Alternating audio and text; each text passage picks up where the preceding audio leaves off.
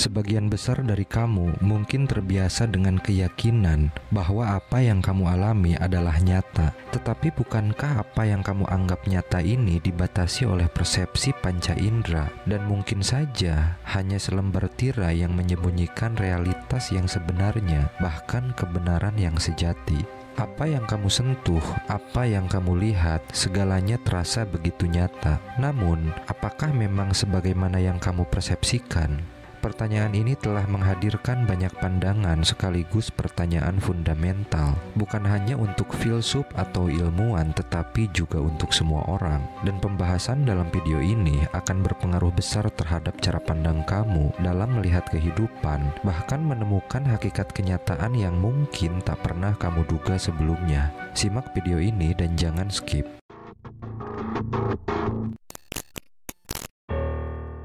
Perjalanan panjang pencarian makna eksistensi kehidupan dan perenungan terdalam tentang sifat realitasnya belakangan ini melahirkan konsep yang sangat menarik dan mengejutkan semua orang, bahwa dunia, bahkan alam semesta secara keseluruhan adalah sebuah ilusi.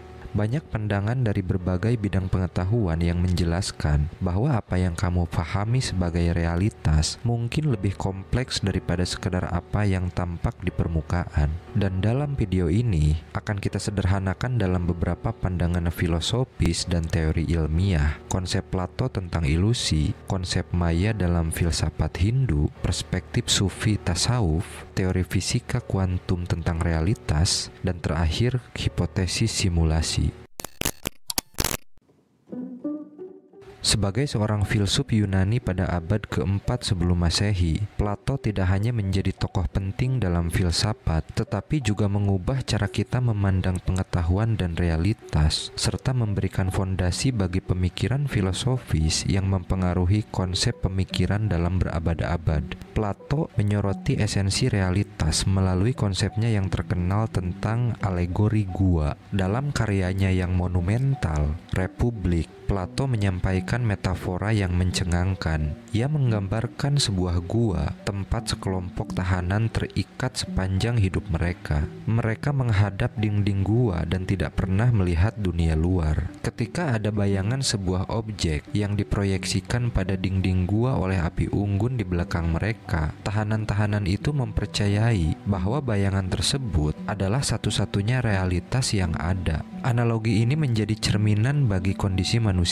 Plato mengajukan bahwa apa yang kita anggap sebagai realitas sebenarnya hanya bayangan dari ide yang ada di alam lain. Bagi Plato, objek yang dipahami oleh individu di luar gua melambangkan ide atau bentuk murni dari sesuatu, bukan bayangan fisik yang terlihat oleh tahanan-tahanan gua tersebut. Analogi ini menjadi pangkal pemikiran filosofisnya bahwa kebenaran sejati hanya dapat diperoleh melalui panggilan ke dalam ide-ide yang melampaui persepsi kita terhadap dunia fisik. Plato mengilhami pertanyaan mendasar tentang sifat realitas dan bagaimana manusia memahaminya. Analogi gua ini menjadi salah satu dasar pemahaman baru tentang hubungan realitas, pengetahuan, dan pemahaman yang lebih dalam akan hakikat eksistensi. Meskipun hidup ribuan tahun yang lalu, kontribusi Plato tentang realitas dan pengetahuan tetap relevan hingga saat ini. Konsep alegori guanya terus menjadi inspirasi para pemikir modern dalam menjelajahi aspek-aspek yang lebih dalam dari apa yang kita anggap sebagai realitas.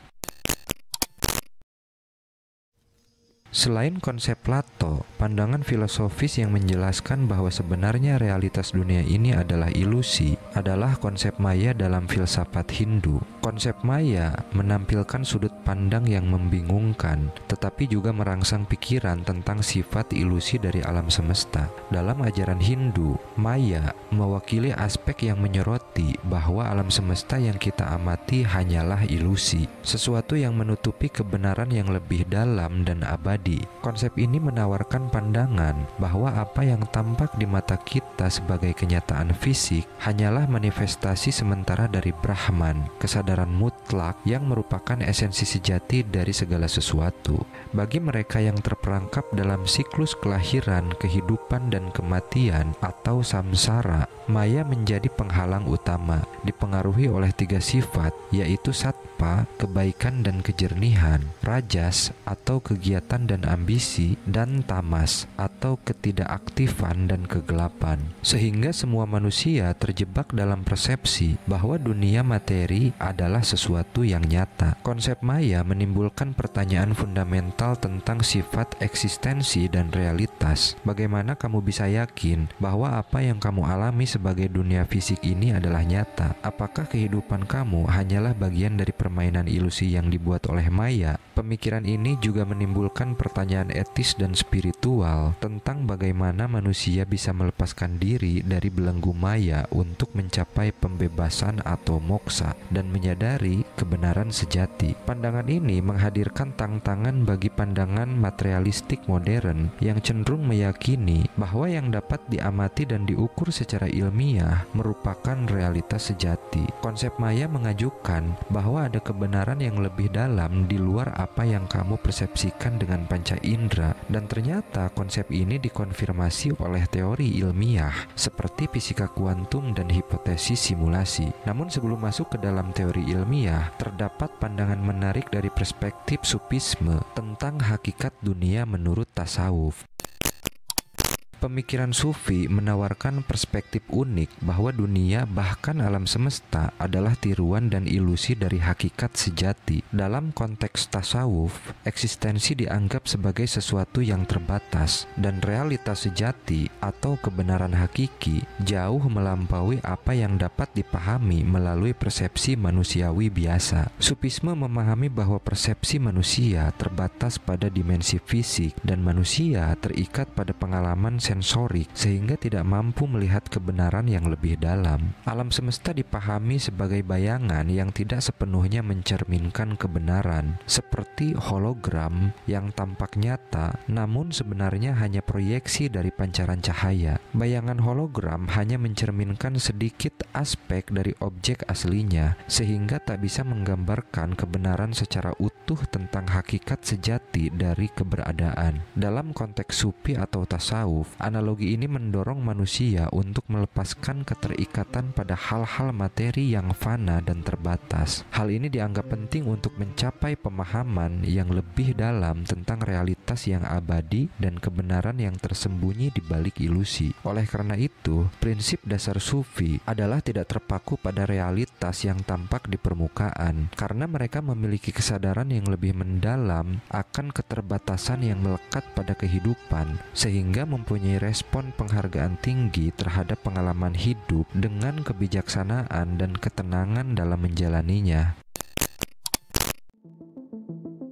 Selain pandangan filosofis, yang mengejutkan adalah di zaman modern ini ketika pengetahuan berkembang pesat, teori ilmiah fisika kuantum tentang realitas mendukung pernyataan filosofis sebelumnya di mana hakikat dari kehidupan adalah proyeksi mental, sehingga kenyataan yang kamu alami bisa jadi adalah ilusi. Dalam fisika kuantum, eksperimen-eksperimen seperti double slit menunjukkan bahwa partikel dapat berperilaku berbeda saat diamati, sehingga beberapa teori menyiratkan bahwa kenyataan mungkin dipengaruhi oleh pengamat dan tidak bersifat absolut. Eksperimen ini menjadi titik tolak dalam memahami konsepsi fisika kuantum tentang realitas. Dalam eksperimen double slit, jika partikel foton atau elektron dibiarkan melewati 2 celah sekaligus tanpa observasi, mereka menunjukkan pola interferensi seperti gelombang, menunjukkan bahwa mereka memiliki sifat gelombang.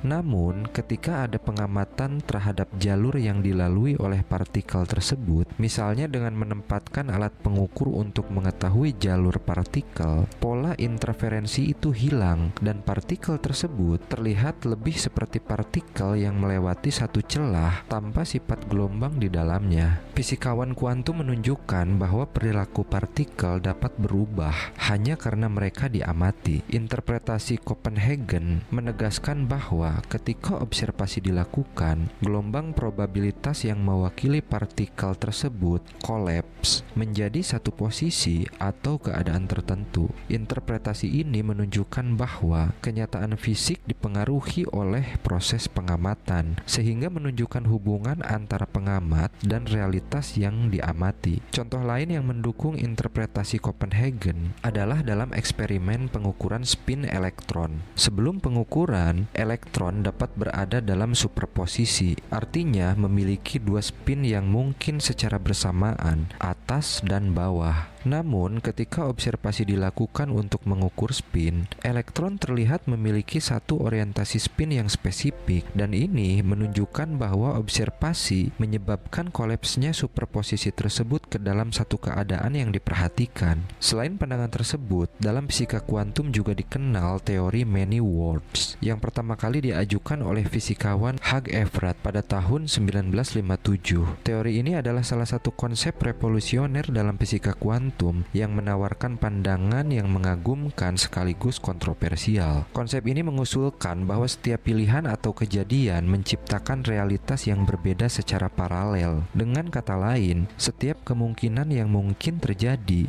dalam satu kejadian menghasilkan realitas yang berdiri sendiri. Untuk memahaminya, bayangkan saat kamu melempar koin. Pada saat koin berputar di atas udara, alam semesta menciptakan realitas baru untuk setiap kemungkinan hasilnya. Ada realitas di mana koin mendarat di sisi kepala, dan ada realitas lainnya di mana koin mendarat di sisi ekor. Semua kemungkinan ini terwujud secara simultan dalam alam semesta. Jadi, dalam satu realitas, koin mendarat di sisi kepala, sedangkan dalam realitas lainnya, koin mendarat di sisi ekor. Semua kemungkinan ini terwujud secara bersamaan di alam semesta. Dalam skala partikel subatomik seperti elektron, sebelum pengukuran dilakukan, teori many worlds menegaskan bahwa semua kemungkinan keadaan tersebut menjadi nyata dalam realitas paralel yang terpisah. Dengan kata lain, ketika kita mengukur atau mengamati sesuatu dalam fisika kuantum, alam semesta seakan memilih untuk menampilkan satu hasil dalam realitas yang kita amati, sementara hasil lainnya terjadi dalam realitas yang berdiri sendiri, sehingga alam semesta mempunyai sifat ilusi yang cenderung mengelabuhi. Dalam hal ini, hubungan antara pengamat dan yang diamati dalam skala subatom mungkin jauh lebih kompleks daripada yang kamu pikirkan, dan realitas mungkin terkait erat dengan proses observasi atau kesadaran. Maka jika realitas itu sendiri adalah hasil dari proyeksi mental atau pikiran, setiap pengalaman, situasi atau persepsi yang kamu alami merupakan manifestasi dari pikiran kamu sendiri. Ini menciptakan sudut pandang yang unik tentang bagaimana kamu mengkonstruksi realitas kamu sendiri. Dalam hal ini, pikiran dan kesadaran kamu memiliki pengaruh yang sangat besar terhadap apa yang kamu alami sebagai realitas. Pikiran yang positif, kreatif, dan terfokus mungkin dapat membentuk realitas yang berbeda dari pikiran yang negatif, cemas, atau terpecah belah.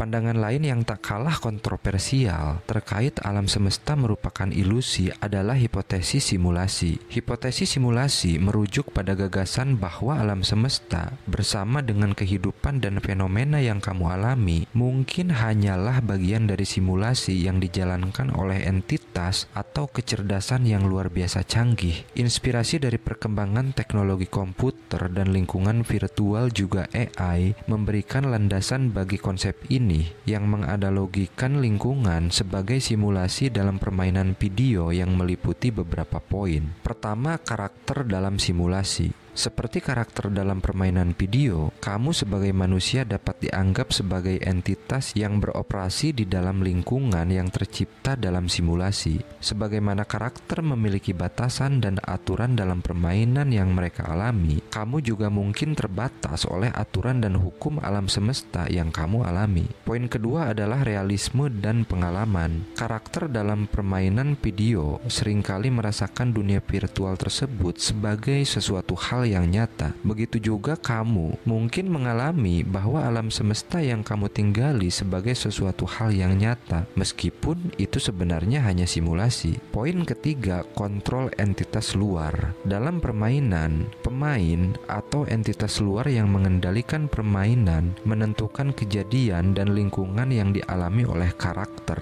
Analoginya, entitas atau kecerdasan luar yang mengontrol simulasi mungkin menentukan aturan dan peristiwa yang terjadi dalam alam semesta kamu. Poin keempat, batas-batas keterbatasan. Karakter dalam permainan video seringkali tidak sadar akan batasan-batasan lingkungan mereka. Seiring dengan itu, kamu mungkin tidak menyadari bahwa ada batasan-batasan atau aspek-aspek simulasi dalam alam semesta kamu. Analogi ini mengajukan konsep, jika alam semesta kamu adalah simulasi, maka kamu mungkin hanyalah entitas yang beroperasi dalam lingkungan yang diciptakan oleh entitas yang lebih tinggi atau kecerdasan buatan yang sangat maju. Lalu, apakah entitas ini adalah Tuhan? Pandangan filosofis tentang realitas dari berbagai perspektif, seperti yang diperlihatkan oleh alegori gua Plato, konsep maya dalam filsafat Hindu, konsep hologram supisme, dan pandangan kehidupan sebagai proyeksi mental dalam fisika kuantum dan hipotesis simulasi, menggarisbawahi bahwa realitas yang kamu percayai saat ini mungkin hanya sebatas ilusi, dan terdapat realitas sebenarnya yang mungkin kamu harus temukan. Dan terakhir, mungkin sudah tiba saat